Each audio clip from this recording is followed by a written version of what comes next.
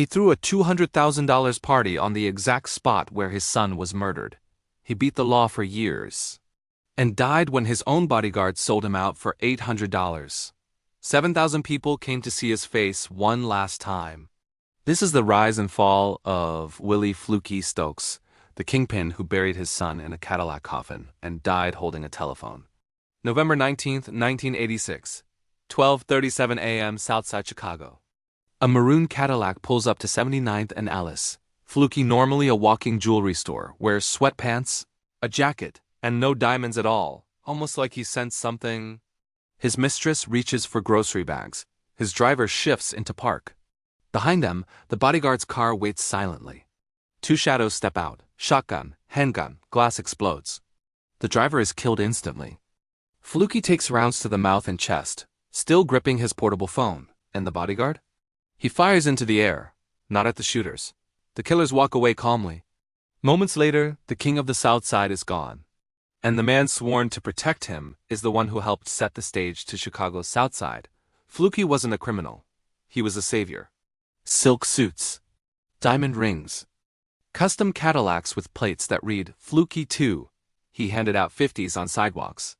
PAID People's Rent, found homes for fire victims, sponsored basketball teams, and buried those who couldn't afford a funeral. Behind the generosity? A secret empire. 20 to 40 drug houses running all day, bringing in nearly $1 million a week with 200 workers on payroll. The IRS said he was unemployed.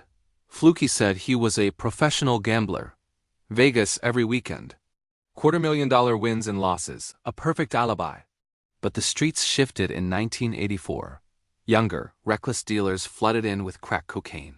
Old rules vanished. Respect vanished. And Flukey's son, Willie Stokes Jr., known as Willie the Wimp, was caught in the middle. February 22, 1984. A routine check on a heroin shipment. He never makes it inside the motel. Multiple shooters. Multiple rounds. 3 days later dead. Wife widowed.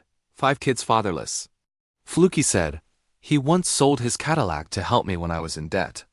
I owed him one, and he paid that debt with a spectacle the world would never forget." Flukey didn't bury his son, he immortalized him. He ordered a Cadillac-shaped coffin with real headlights, a grille, and white-wall tires. Inside the funeral home, people lined up for blocks.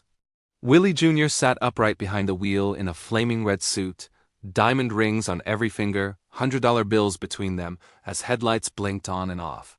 His mother said, "He would have liked it." He believed in style. The story went national, then it became a blues song. Then Stevie Ray Vaughan made it a hit. 3 months later, the father who built the Cadillac coffin was dead.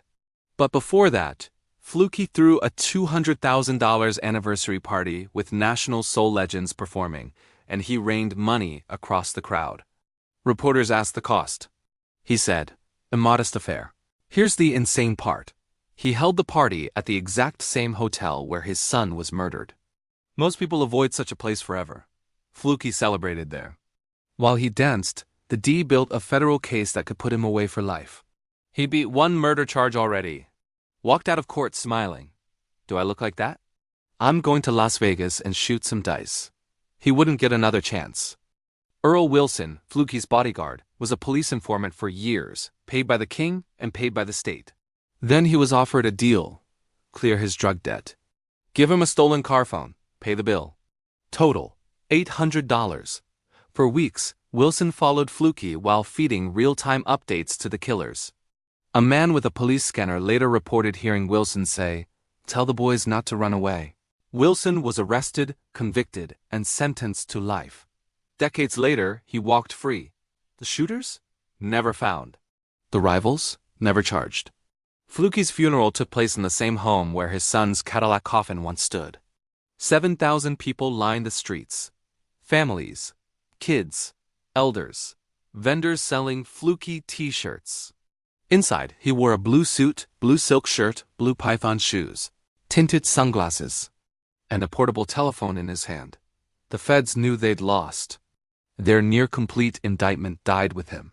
Flukey Stokes, $1 million a week kingpin, community hero to some, deadliest gangster to others, was buried in the same crypt as his son. 2 Cadillac coffins. 1 blues song, 1 betrayal.